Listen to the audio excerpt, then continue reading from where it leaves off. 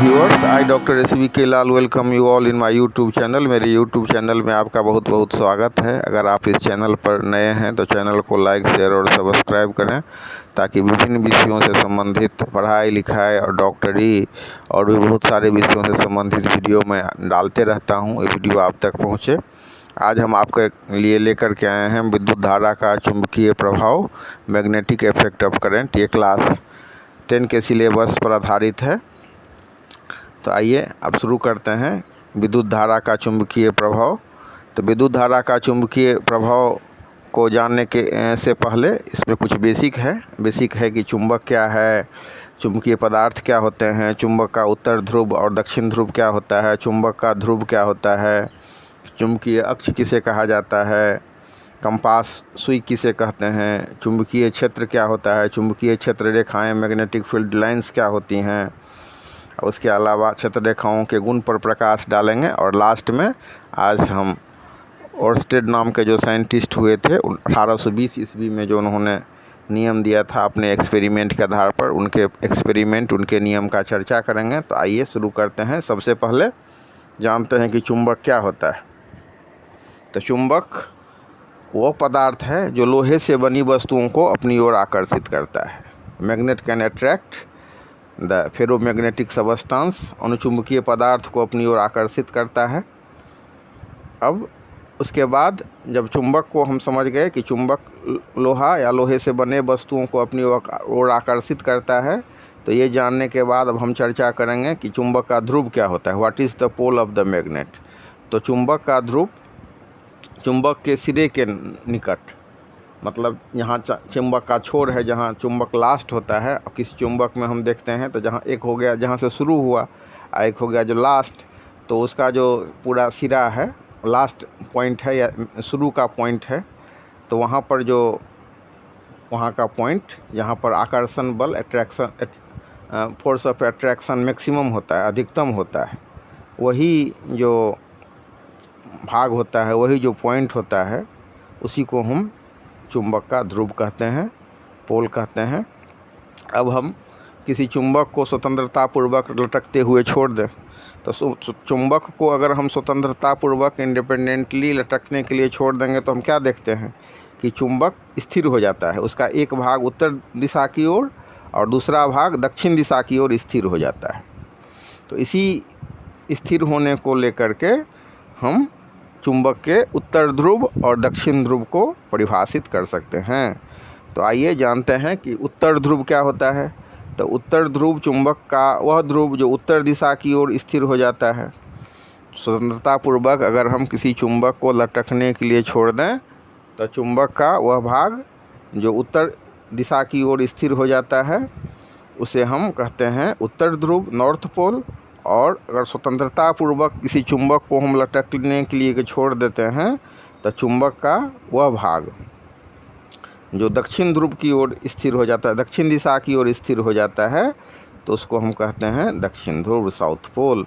इसके बाद अब हम लोग जानते हैं कि चुंबकीय अक्ष क्या होता है, मैग्नेटिक एक्सिस क्या होता है। तो हम लोगों ने जाना कि चुंबक के दो ध्रुव होते हैं, एक उत्तर ध्रुव, दूसरा दक्षिण ध्रुव। तो ये जो उत्तर ध्रुव और दक्षिण ध्रुव दोनों ध्रुवों को मिलाने वाली जो एक रेखा होती है, इसी को हम मैग्नेटिक एक्सिस कहते हैं, या हिंदी में कहें तो चुंबकीय क्षेत्र कहते हैं। अब चुंबक का असली पहचान क्या है। तो चुंबक तो मतलब लोहा से बनी वस्तुओं को आकर्षित कर सकता है। तो ये काम तो इलेक्ट्रोमैग्नेट भी कर सकता है, या मतलब जब किसी चालक से होकर के विद्युत धारा प्रवाहित करते हैं तो उसमें भी मैग्नेटिक गुण आ जाता है। तो असली चुंबक का ये गुण है उसका आकर्षण, माने विकर्षण, आकर्षण नहीं। तो विकर्षण क्या होता है, तो चुंबक के समान माने असमान ध्रुव एक दूसरे को विकर्षित करते हैं। एक चुंबक का उत्तर ध्रुव ले लीजिए, उसी के नज़दीक में चुंबक का नज़दीक, उत्तर ध्रुव के ही नज़दीक में दूसरे चुंबक का उत्तर ध्रुव लाइए, तो आप देखेंगे कि ये चुंबक का उत्तर ध्रुव दूसरे चुंबक के उत्तरी ध्रुव को विकर्षित करता है, रिपेल करता है। तो हम कह सकते हैं कि सजातीय चुंबक का ध्रुव एक दूसरे को विकर्षित करते हैं, और असमान जो ध्रुव होता है चुंबक का, वो एक दूसरे को आकर्षित करते हैं। तो समान ध्रुव चुंबक का समान ध्रुव एक दूसरे को विकर्षित करेंगे और चुंबक का जो असमान ध्रुव हैं एक दूसरे को आकर्षित करेंगे। तो मतलब नॉर्थ पोल है तो नॉर्थ पोल के नज़दीक अगर हम दूसरे चुंबक के नॉर्थ पोल को लाते हैं तो उसको रिपेल करेगा, और मतलब साउथ पोल है उसके नज़दीक दूसरे साउथ पोल को लाएंगे तो रिपेल करेगा, और तो नॉर्थ पोल के नज़दीक अगर हम साउथ पोल को लाएं तो उसको अट्रैक्ट करेगा, आकर्षित करेगा। इस हिसाब से हम चुंबक के गुण को समझते हैं कि कैसे चुंबक का समान पोल एक दूसरे को विकर्षित और असमान पोल एक दूसरे को आकर्षित करता है।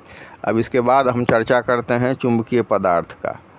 तो वैसे पदार्थ जिससे चुंबक को हम बनाते हैं, या मतलब जो वैसे पदार्थ जिसको चुंबक अपनी ओर आकर्षित करता है तो उसको हम कहते हैं चुंबकीय पदार्थ। तो इसे फिर से सुन लीजिए कि वैसे पदार्थ जिन्हें चुंबक अपनी ओर आकर्षित कर सकता है, या वैसे पदार्थ जो चुंबक के द्वारा आकर्षित होते हैं उसे हम चुंबकीय पदार्थ कहते हैं, या वैसे पदार्थ जिससे कृत्रिम चुंबक आर्टिफिशियल जो मैग्नेट है वो बनाया जाता है उसे हम चुंबकीय पदार्थ, या अंग्रेजी में कहें तो मैग्नेटिक सबस्टेंस कह सकते हैं। उसी हिसाब से अचुंबकीय पदार्थ वो पदार्थ हो गया जिसको चुंबक अपनी ओर आकर्षित नहीं कर सकता है। इसके बाद अब हम चर्चा करेंगे कंपास सुई का।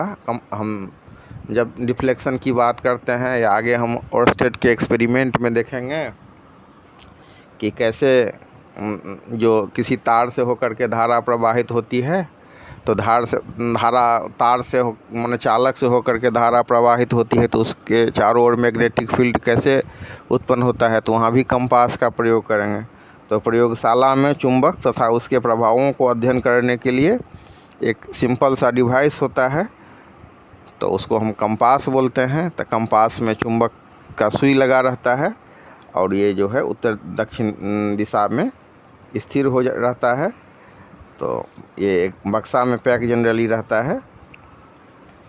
तो कंपास नीडल का प्रयोग होता है चुंबक और उसका जो मैग्नेटिक इफेक्ट होता है उसको अध्ययन करने के लिए। तो इसलिए जो हल्का सुई के आकार का उसमें चुंबक डाला जाता है, बहुत हल्का होता है, कोई भारी भी नहीं होता है, उसमें कुछ खास वेट भी नहीं होता है। तो इस हिसाब से हम उसको समझ सकते हैं। तो सबसे पहले हम लोगों ने जाना चुंबक का ध्रुव, जहाँ पर वह बिंदु जहाँ चुंबक का आकर्षण बल अधिकतम होता है। उसके बाद हम लोगों ने जाना कि अगर स्वतंत्रतापूर्वक चुंबक को लटकते हुए छोड़ दें तो जो ध्रुव उत्तर दिशा की ओर हो जाता है उसे उत्तर ध्रुव, और जो दक्षिण दिशा की ओर स्थिर हो जाता है उसे दक्षिण ध्रुव कहते हैं। इसके अलावा हम लोगों ने जाना चुंबकीय पदार्थ के बारे में, जिसे वैसा पदार्थ जिसे चुंबक अपनी ओर आकर्षित करता है या जिनसे कृत्रिम चुंबक बनाए जाते हैं उसे हम चुंबकीय पदार्थ कहते हैं, जैसे लोहा, कोबाल्ट, निकेल तथा कुछ मिश्र धातु। इसके अलावा वैसे पदार्थ जिन्हें चुंबक अपनी ओर आकर्षित नहीं कर सकता है उसे हम अचुंबकीय पदार्थ कहते हैं, नॉन मैग्नेटिक सबस्टेंस कहते हैं, जैसे कांच, कागज़, प्लास्टिक, पीतल, ये सब। और उसके अलावा हम लोगों ने थोड़ा सा चर्चा किया कंपास का। अब हम लोग जानते हैं, चर्चा करते हैं मैग्नेटिक फील्ड के बारे में कि मैग्नेटिक फील्ड क्या होता है। तो कोई भी जो चुंबक हम लेकर के रख देंगे तो चुंबक के चारों ओर एक उसका क्षेत्र होता है जहाँ पर उस चुंबक के द्वारा बल आरोपित किया जा सकता है। तो ये क्षेत्र वह क्षेत्र जहाँ तक कि कोई चुंबक को हम रख दें और उसके द्वारा जहाँ तक वो बल लगाया जा सके उसे हम मैग्नेटिक फील्ड कहते हैं। सिद्धांततः ये अनंत तक हो सकता है, लेकिन व्यवहारिक में चुंबक के नज़दीक का कुछ ही भाग ऐसा है जहाँ पर वो चुंबकीय क्षेत्र होता है। तो चुंबकीय क्षेत्र को हम ऐसे कह सकते हैं कि चुंबक अपने आसपास चुंबकीय क्षेत्र उत्पन्न करता है, या चुंबक के चारों ओर मैग्नेटिक फील्ड उत्पन्न होता है। और सबसे ज़्यादा ये मैग्नेटिक फील्ड किधर होता है, तो इसका जो मतलब नॉर्थ पोल और साउथ पोल होता है वहाँ मैग्नेटिक फील्ड मतलब मैग्नेटिक जो फोर्स होता है वो मैक्सिमम होता है। तो वहाँ पर मैग्नेटिक फील्ड को ज़्यादा अनुभव किया जा सकता है। उसमें experience magnetic field at the pole, the magnetic force is applied by the magnet at the pole, maximum magnetic force is may be experienced at the pole, so we may experience magnetic field at the pole maximum। तो ये हम समझ सकते हैं कि चुंबक के द्वारा चुंबकीय क्षेत्र उत्पन्न किया जाता है और यह क्षेत्र चुंबकीय सुई पर चुंबकीय बल लगाता है। इसका मतलब हो गया कि किसी चुंबक के नज़दीक वैसा क्षेत्र मैग्नेटिक फील्ड में अगर हम कंपास नीडल को लाएं या किसी चुंबक को लाएं तो हम देखेंगे कि चुंबक में विक्षेपण उत्पन्न होता है। तो इसका मतलब हो गया कि चुंबकीय क्षेत्र में किसी मैग्नेट को लाने पर उसमें विक्षेपण उत्पन्न हो जाता है।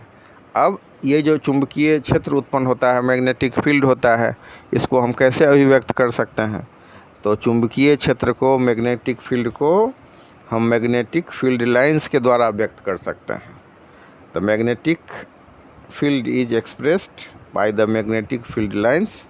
आप उसमें ये ऐसा कोई लाइन आप दिखाई आपको नहीं देगा, लेकिन जब कभी आप मैग्नेट का चित्र बनाते हैं तो उसमें एक नॉर्थ पोल देते हैं, एक साउथ पोल देते हैं और उससे हम निकलते हुए रेखा के माध्यम से हम उसको बता सकते हैं कि ये मैग्नेटिक फील्ड लाइंस है। तो ये मैग्नेटिक फील्ड लाइन के द्वारा हम चुंबकीय क्षेत्र को दर्शा सकते हैं, दिखा सकते हैं। और आप देख सकते हैं यहाँ पर हम चित्र के माध्यम से आपको बताने का कोशिश कर रहे हैं कि कैसे चुंबक के चारों ओर उसके चुंबकीय क्षेत्र में क्षेत्र रेखाएँ किस प्रकार व्यवस्थित होती हैं, अरेंज्ड होती हैं। इसको हम दर्शा सकते हैं। एक आप देखेंगे टेक्स्ट बुक में कि कुछ इसमें क्रियाकलाप सब भी दिया गया है। कैसे एक हम बार मैग्नेट लेते हैं, अगर हिंदी में उसको छड़ चुंबक कहा जाता है, तो कैसे उसके ऊपर कांच की एक पतली आयताकार प्लेट को रख दिया जाता है और प्लेट पर लोहा का जो बुरादा होता है उसको अगर हम छिड़क देते हैं और प्लेट को उंगली से धीरे धीरे थपथपाते हैं तो हम देखते हैं लौह चूर्ण चुंबक के चारों ओर कैसे वो सज जाता है, कैसे उसमें वक्र पथ में टेढ़ा मेढ़ा हो गया कि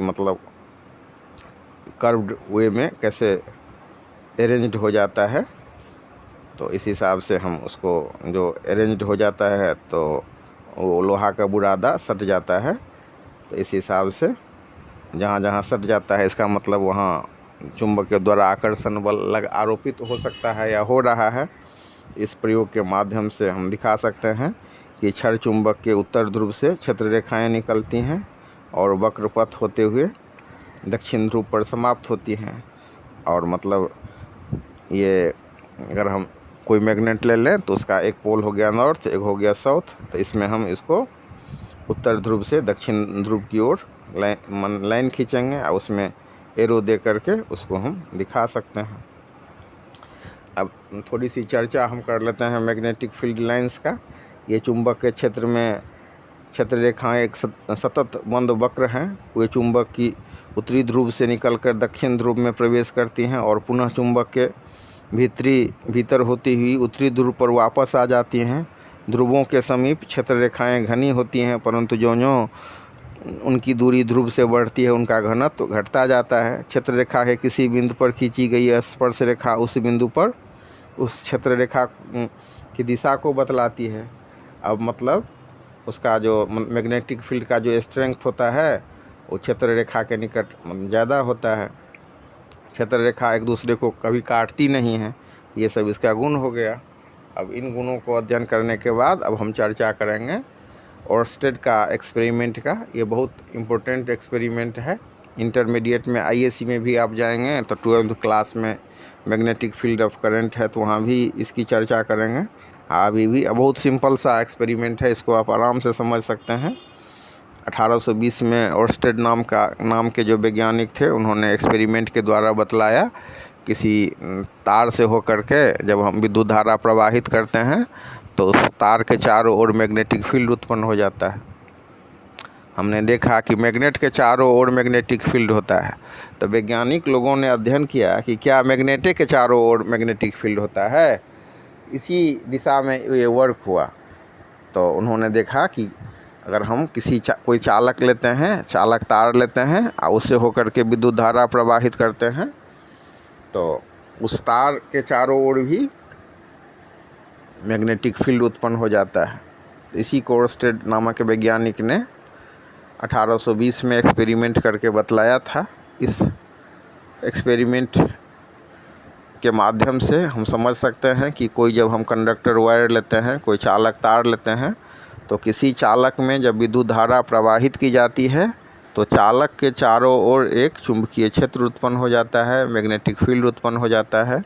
when ever A current is provided और supplied to the wire, we may observe and conclude that a magnetic field is produced around the wire। यही है ओर्स्टेड का एक्सपेरिमेंट। इसी को 1820 ईस्वी में ओर्स्टेड नाम के साइंटिस्ट ने दिया था और ये बहुत ही सिंपल सा एक्सपेरिमेंट है। इसके लिए हम क्या करते हैं, तो एक चालक तार लेते हैं AB और उस चालक तार को उत्तर दक्षिण दिशा में हम टाइट करके लटका देते हैं एक स्टैंड के माध्यम से। इस हिसाब से लटकाते हैं कि तार के ठीक नीचे हम एक चुंबकीय सुई को रख सकें। कंपास को भी रख सकते हैं आप। और ये जो चुंबकीय क्षेत्र है उसका एक पोल हो गया नॉर्थ, दूसरा हो गया साउथ। तो जब तक तार से होकर के विद्युत धारा प्रवाहित नहीं करती हैं, जब तक हम चालक तार से होकर के विद्युत धारा को प्रवाहित नहीं करते हैं, तो हम देखते हैं कि चुंबकीय सुई में कोई विक्षेपण उत्पन्न नहीं होता है। फिर क्या करते हैं कि तार से होकर के विद्युत धारा प्रवाहित कर देते हैं, तो हम देखते हैं कि ये जो चुंबकीय सुई है, मैग्नेटिक नीडल है, उसमें करंट, उसमें जो है डिफ्लेक्शन उत्पन्न हो जाता है, विक्षेपण उत्पन्न हो जाता है। फिर अगला स्टेप क्या करते हैं कि धारा के दिशा को चेंज कर देते हैं। मतलब उत्तर से दक्षिण तरफ अगर हम धारा प्रवाहित कर रहे हैं, तो अगले स्टेप में दक्षिण से उत्तर दिशा में हम धारा को प्रवाहित कर देते हैं। तो जब दक्षिण से उत्तर की तरफ धारा प्रवाहित करते हैं, मतलब विपरीत दिशा में धारा प्रवाहित करते हैं, तो हम देखते हैं कि मैग्नेटिक जो डिफ्लेक्शन है वो उसका भी दिशा उलट गया।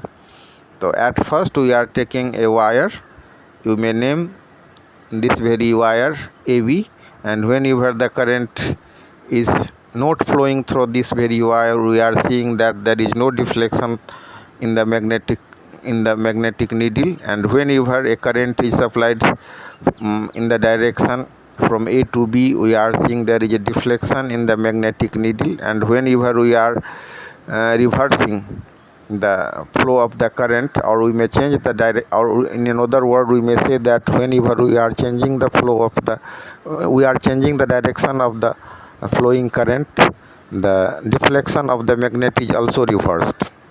So it is very important to know about the Oersted experiment, who made his experiment or expressed his experiment in 1820.